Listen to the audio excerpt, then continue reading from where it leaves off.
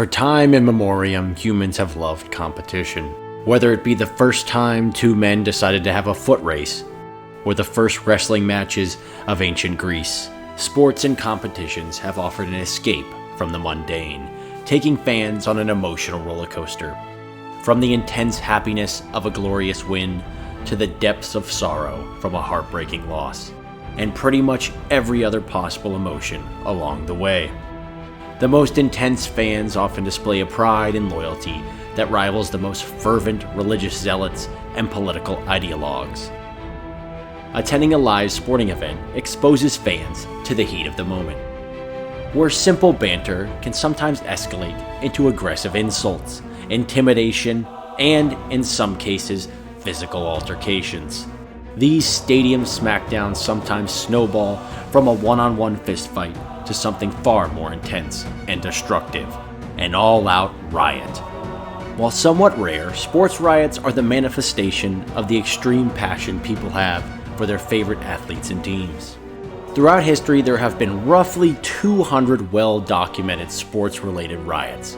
Unsurprisingly, soccer, or football, accounts for an estimated 60 to 70% of these incidents, given its global popularity and the intensity of its fan bases, which at times can be downright brutal and violent towards one another. Hockey ranks second, around 15%, with basketball and American football taking up around 10%, and all other sports contributing to around 5% of these chaotic sports moments. While most of these riots occurred in the last 200 years, today we're stepping back nearly 1,500 years to explore the deadliest sports riot in human history, the infamous Nika Riots.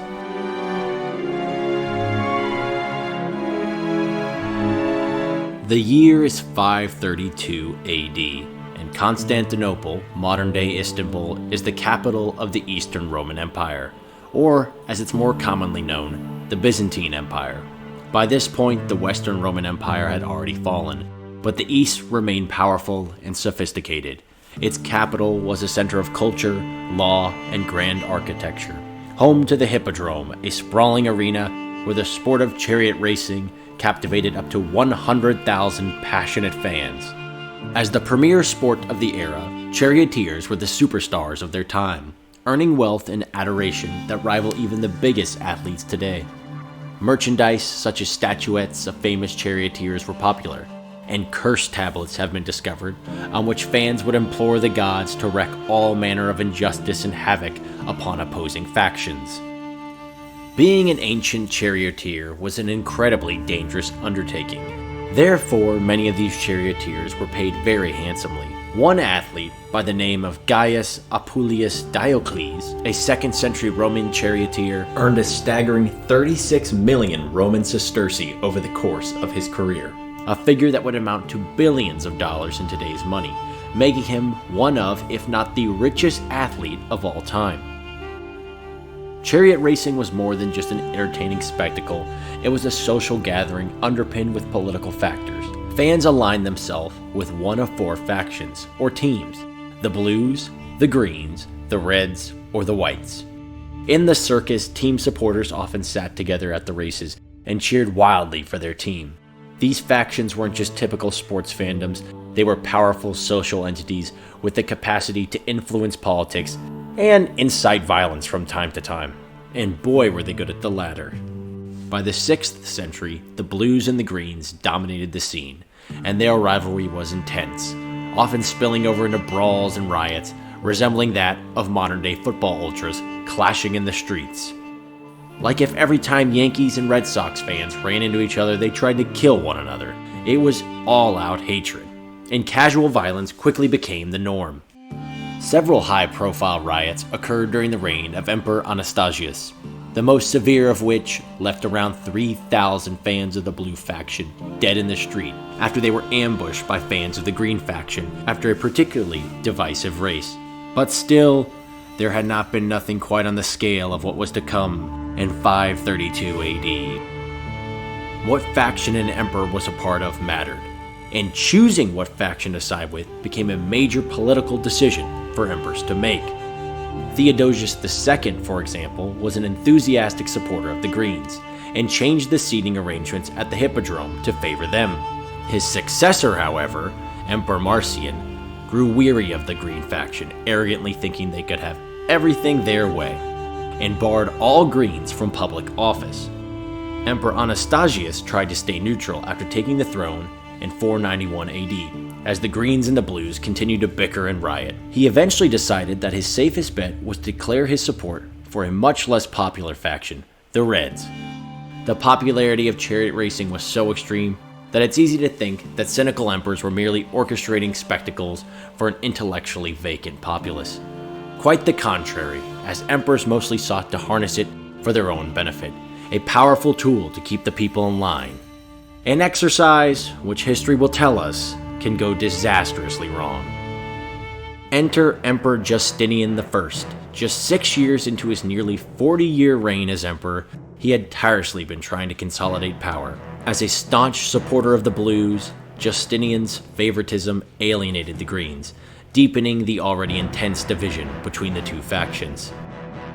Justinian's wife, the Empress Theodora, equally formidable in her own right, was also a Blue, despite the fact her father had trained bears belonging to the Green faction back in the day.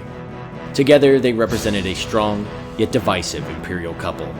But their origins, Theodora, a former actress, and Justinian, a man of humble birth, earned them enemies among Constantinople's aristocracy.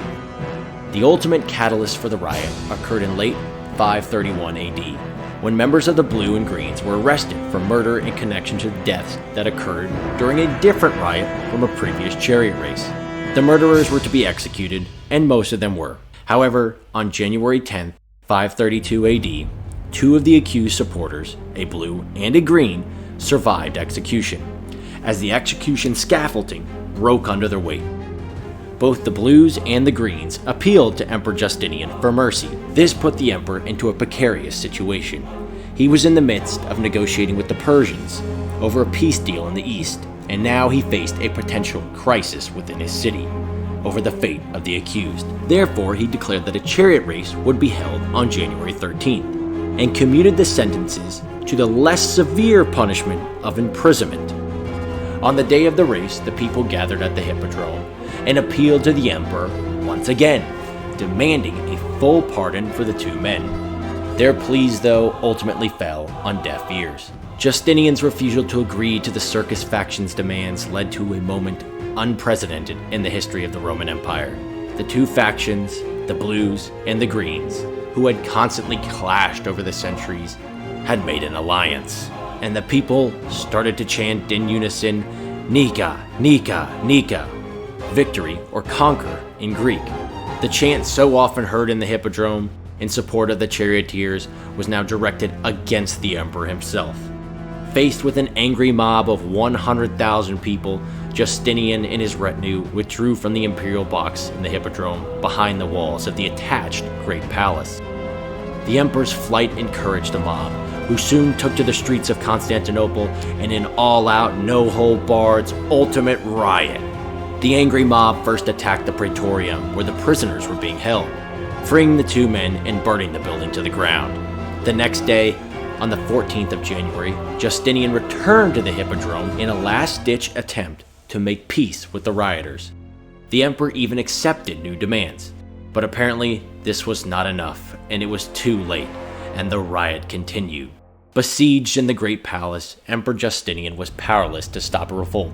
A great fire started by the rioters devastated the capital, razing to the ground some of the most majestic buildings in the world, including the Senate House and the Church of Hagia Sophia, built by the Emperor Theodosius.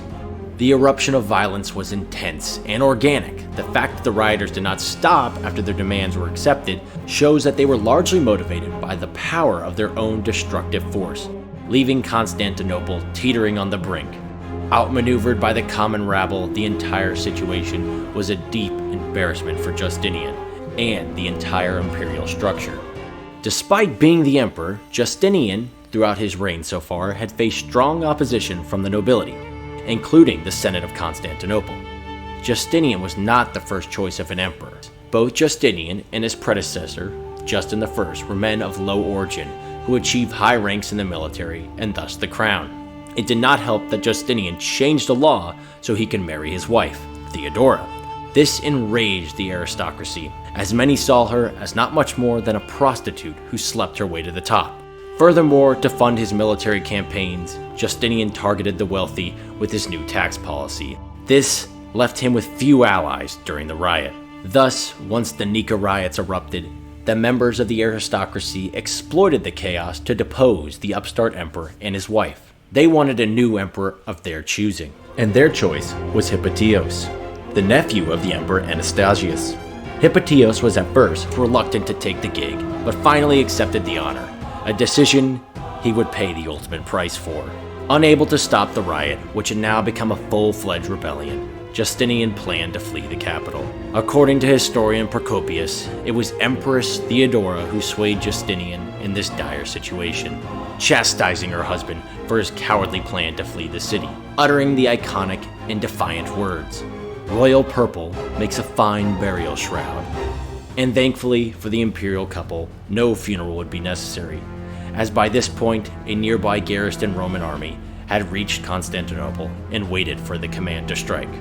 On January 18th, after a week of near non-stop chaos in the city, Justinian, encouraged by Theodora's words, finally decided to bring the hammer down in classic brutal Roman fashion. Justinian created a plan that involved an esteemed, and according to some historians, ripped eunuch by the name of Narses, and two of his best generals, Belisarius and Mundus. Carrying a bag of gold given to him by Justinian, Narses entered the hippodrome, alone and unarmed. Narses went directly to the blue section, where he approached the most important blue ringleaders, and reminded them that Justinian supported them over the greens. And on top of that, Hippatios was himself a green, and would undoubtedly turn on them as soon as he got power. Preying on their deep-seated hatred for their rival team, Narses distributed the gold, and the blue leaders spoke to their followers. Then, in the middle of Hippatius' coronation, the pro-Justinian blues separated off, leading the greens to begin to hurl stones at them.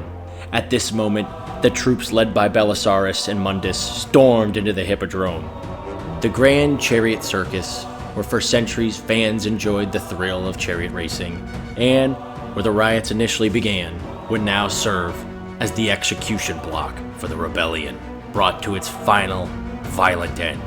The soldiers sealed all the exits, trapping the mob of angry sports fans inside with no escape, and an indiscriminate slaughter ensued. By the end of the day, some 30,000 people lay dead, many of them trampled trying to escape, others butchered by the hands of the soldiers. Justinian then dealt with the ringleaders, including his challenger Hippatios, who was swiftly put to the sword, and the senators who had supported the riot were exiled and their properties confiscated. After the failure of the riot and rebellion, the power of the circus factions were greatly reduced. And though the Greens and the Blues still hated each other, and there would still be violent riots from time to time, they were largely swiftly stamped out, and the two factions only retained a ceremonial function at the races. While the disaster that was the Nika Riot nearly pushed Justinian over the edge, his later reign provides a much more cheerful note in his camp. Constantinople was largely laid to waste by the riots, but this gave him an opportunity to rebuild, and he created a massive restoration project for the city, restoring the Hagia Sophia, giving it its iconic dome that still survives today. He repeated this across the city by initiating other grand works, largely laying the foundation for the city that still stands today. Having vanquished the rebellion in such a horrific fashion, Justinian had secured his place on the throne, as no one dared challenge him in fear of retribution. Later in his reign, Justinian saw great military successes, as he sent out his greatest general Belisarius to reclaim the glory of the Roman Empire, recapturing the Eternal City and lost territories across Italy and North Africa, ushering in a golden age for Byzantium. And that'll do it. The Nika Riots, the largest sports riot in human history, 30,000 people dead. Emperor Justinian locks down power in Constantinople, and expands his empire, ushering in a bit of a golden age, but ultimately a very brutal, violent event in human history. So if you enjoyed this video, go ahead and like, subscribe, comment, and be on the lookout for more. Thank you, and have a good day.